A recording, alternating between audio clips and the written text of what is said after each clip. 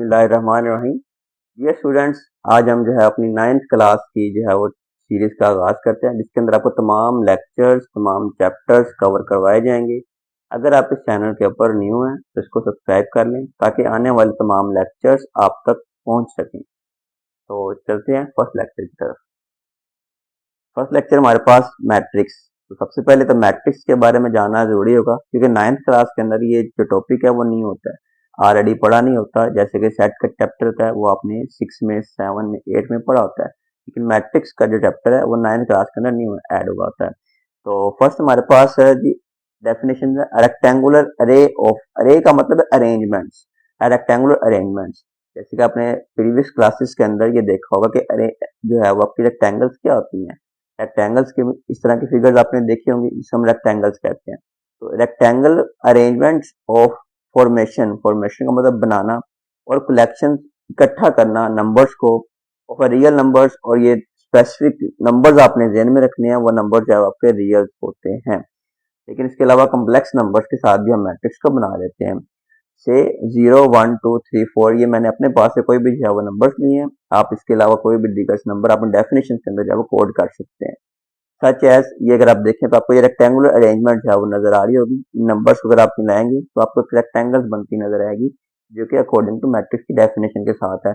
1, 3, 7, 2, 0 जो मैंने यहाँ पर नंबर लिए थे, उन्हीं को मैंने जो है वो यहाँ पर अरेंज कर दिया रेक्टेंगुलर फॉर्म के अंदर। And enclosed by the square bracket, और इसको हमने एंड पे स्क्वायर ब्रैकेट के अंदर क्लोज कर देना, जिसके आपको व्यू नजर आ रहा होगा। इन्हीं नंबर्स को जो अपने अरेंजमेंट किए थे रेक्टेंगल के फॉर्म में, इसको हमने अरेंज करके इसको जो है वो मैट्रिक्स बना लिया। तो ये हमारे पास इसकी जो है वो डेफिनेशन है, ये आपने जो है वो नोट कर लेनी है। मैट्रिक्स के बाद आपका सबसे पहले क्वेश्चन तो ज़हन में ये आएगा कि भाई मैट्रिक्स बनाया किसने, आखिर ये किसने जो है वो मैथ के अंदर ऐड किया। तो फर्स्ट टाइम जो है वो ये आर्थर केले एक मैथमेटिशियन था, जिसने जो है वो इसको 1858 में जो है इसको ऐड किया था। ये कुछ की पॉइंट्स हैं, ये आपने नोट कर लेने हैं पेपर पॉइंट ऑफ व्यू से, ये बहुत इंपॉर्टेंट है और ये बार बार पेपर में रिपीट होते रहते हैं। तो आर्थर केले मैथमेटिशियंस था, इसने जो है वो 1858 में इसको इंट्रोड्यूस करवाया। थ्योरी ऑफ मैथमेटिक्स इसकी जो है वो बुक थी। और यहाँ पर जो है वो ये दो पॉइंट जो है ये बहुत इंपॉर्टेंट है पेपर के लिहाज से। इसके अलावा जो बाकी पॉइंट्स हैं, रो एंड कॉलम, ये क्या चीज है इसके बारे में हम जो है वो देखते हैं। अब मैट्रिक्स तो हमने डेफिनेशन तो देख ली, लेकिन उसके अंदर रो और कॉलम का क्या रोल है, क्या होते हैं, ये देख लें। तो जैसे कि आपने मैट्रिक्स को जो है देखा होगा, ये हमारे पास जो मैट्रिक्स जो हमने पीछे कुछ बनाया था वो कुछ इस तरह का था।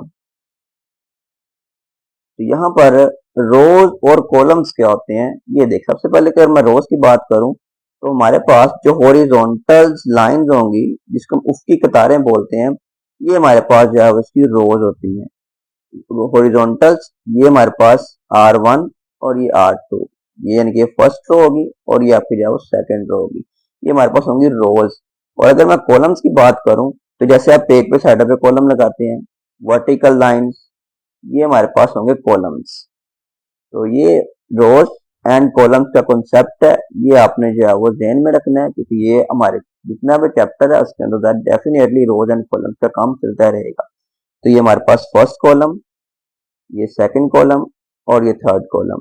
तो ये हमारे पास अगेन देख लें, जो हॉरिजॉन्टल रोज होंगी ये इनको हम बोलेंगे रो, और जो वर्टिकल लाइन होंगी जो आप अमूमन साइडों पे कॉलम लगाते हैं पेज के ऊपर, तो वर्टिकल लाइंस ये हमारे पास होंगे कॉलम। तो इस मैट्रिक्स के अंदर रोज 2 है और कॉलम जो है वो 3 है, लेकिन हर मैट्रिक्स का जो है वो अपना रूल होता है, अपना ऑर्डर होता है।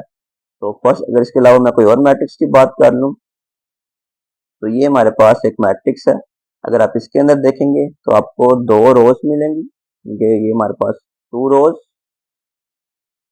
ये R1 और ये R2।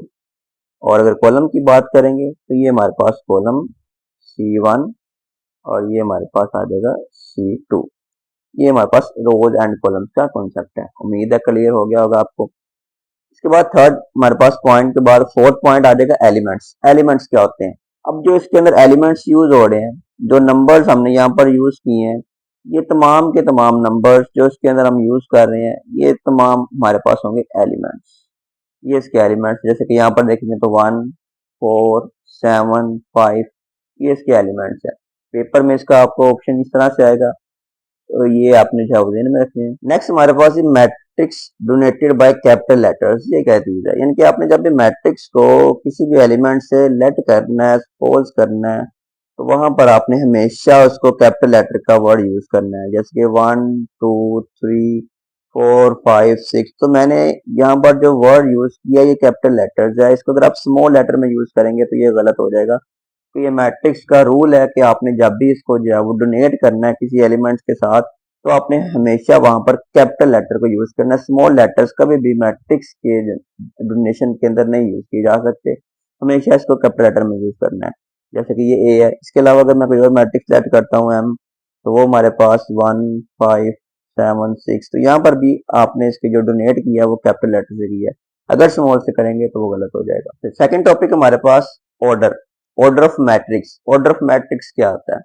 तो the number of rows and columns in matrix specifies its order, यानी कि हर मैट्रिक्स का जो रोज और जो कॉलम्स होते हैं वो उसके ऑर्डर को स्पेसिफाई करते हैं, यानी कि इन दोनों के ऊपर उसका ऑर्डर डिपेंड कर रहा होगा।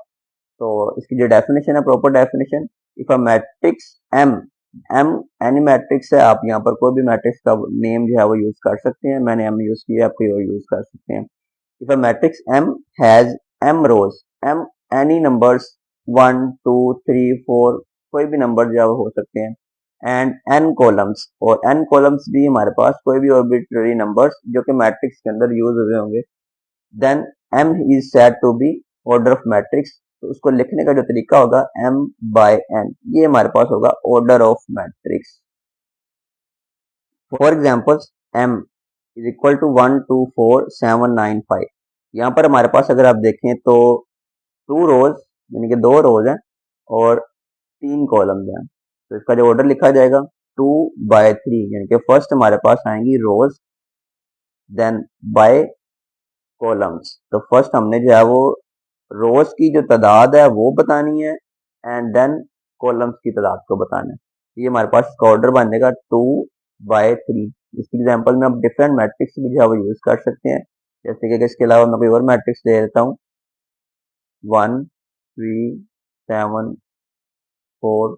यहाँ पर इसका अगर आप ऑर्डर देखेंगे तो आएगा 2 बाय 2, क्योंकि यहाँ पर इसकी जो है वो 2 कतारें हैं और 2 ही कॉलम। चलते हैं अपनी एक्सरसाइज की तरफ। अभी आपने ऑर्डर ऑफ मैट्रिक्स की डेफिनेशन पढ़ी है, तो एक्सरसाइज 1.1 का जो क्वेश्चन नंबर 1 है वो भी हमारा इसी के रिलेटेड है, order of a matrix. Order of a matrix के बारे में हम अभी पढ़ के आए हैं, जिसके अंदर हमने ये देखा था कि हमने रोज और कॉलम्स की जो तादाद है, जिनमें जो नंबर्स हैं इनके, वो काउंट करने हैं और उन्हें हमने जो है वो उसके ऑर्डर के अंदर पुट कर देना है। तो अगर हम यहाँ पर देखें तो ए के जो हमारे पास रोज हैं वो 2 रोज और 2 कॉलम्स। अगर आप इसका ऑर्डर लेंगे, order of A is equal to 2 by 2, ये हमारे पास इसका ऑर्डर आ जाएगा। देन ये इसका सोल्यूशन है। एमसीक्यूज के अंदर भी इसको पूछा जाएगा कि ऑर्डर ऑफ मैट्रिक्स क्या होता है। तो ऑर्डर ऑफ मैट्रिक्स जो है आपने इस तरह उसको एमसीक्यू जो है वो मार्क करना होगा। इस तरह सेकंड हमारे पास order of B. Order of B में भी देखेंगे तो सेम आपकी जो एंट्रीज है उसका ऑर्डर के ऊपर कोई इफेक्ट नहीं होता। तो क्योंकि यहाँ पर आपके ऑर्डर्स के अंदर और मैट्रिक्स इस मैट्रिक्स के अंदर और इस मैट्रिक्स के अंदर, क्योंकि आपको सिर्फ एंट्रीज का डिफरेंस नजर आ रहा होगा, इसके अलावा उनकी जो रोज और कॉलम्स है वो सेम है। तो इसके अंदर भी 2 रोज और 2 कॉलम्स है, तो इसका भी जो ऑर्डर आएगा हमारे पास 2 बाय 2। सिमिलरली सी के बारे में बात करें तो ऑर्डर ऑफ सी हमारे पास जो आएगा, order of C is equal to 1 row 2 column, तो 1 बाय 2 इसका ऑर्डर आ जाएगा। देन डी की तरफ जाए तो ऑर्डर ऑफ डी इक्वल, यहाँ पर रो काउंट करें 1 2 3, 3 रोज। अगर आप इसका कॉलम देखेंगे तो कॉलम आपको मिलेगा 1, 3 बाय 1 इसका जो है वो ऑर्डर आ जाएगा। Then for question number 5, order of E. Order of E. Order of E में जाएं तो 3 rows और 2 columns. ये हमारे पास आ जाएगा 3/2. Part number 6. Order of F. 1 row and 1 column. 1/1. Similarly, order of G equal 3 rows and 3 columns. Order 3/3. Similarly, order of H, 2 rows and 3 columns. 2/3.